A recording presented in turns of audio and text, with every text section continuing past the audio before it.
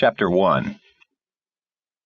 The car was definitely enough to attract attention, and there aren't so many that fight the gravel road out this far to begin with, and most of those are hunters, rockhounds, or flatlanders trying to find a spot off the beaten path. Certainly few enough that the passage of a vehicle of any sort is enough to draw an inquiring look.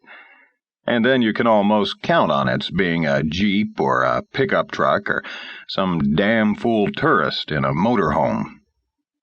This thing was as out of place as a pimple on a Madonna's nose, and it brought my head around and my eyebrows up when I glanced out the living room window.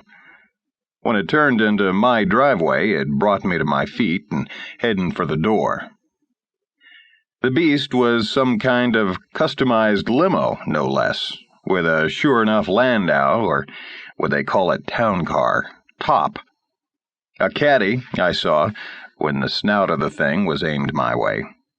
And it had a ducky little open-air section for the chauffeur, and a long flop-top section behind for the gentry to ride in, behind their own separate windscreen. At this time of year, coming on spring, but still on the chill side even in midday, the convertible top was up, and so were the windows. The glasswork was heavily tinted, so I couldn't see what kind of royalty had come a-callin'. Or, more likely, had gotten themselves so confused that their chauffeur was going to have to ask directions of the local peasantry. I opened the door with a sigh. Giving directions to the lost is usually a summer pastime. It looked like the season was getting off to an early start this year. I let the storm door slap closed behind me, put on a look of good cheer, and went out to do my duty. The chauffeur, or rather the driver, of this landlocked gunboat was almost as much of a surprise as his vehicle. The man who stepped out once the thing crunched to a halt was not exactly my idea of anyone's hired hay boy. He was tall, quite a few inches beyond my 5'11" and a bit, and heavily built without looking the least bit fat. The pinstripe suit he was wearing had not come off anybody's shelf. Every line and hem broke at precisely the correct place. And his shoes had that gleaming perfection that can only be put there by someone who makes his living with kiwi polish and loud popping cloth. The guy iced it when he advanced. That is the only way to really describe it. To simply say walked just would not do.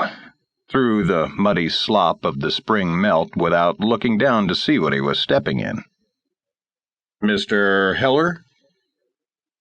Now that really blew me away. I was prepared to give directions to a lost soul, not to be asked for by name by a man who looked like he would be on familiar terms with half the board members of the Fortune 500. "Mr. Carl Heller?"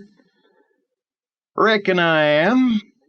I will admit that something about the man, or maybe just the anomaly of the situation, made me drawl that out in as countrified a tone as I could muster. If I'd had a hay stem handy, I'd have stuck it in the corner of my mouth, too. "Good." Any satisfaction he might have felt about being right was only in the choice of word. Nothing showed in his eyes or in his face to indicate approval or otherwise.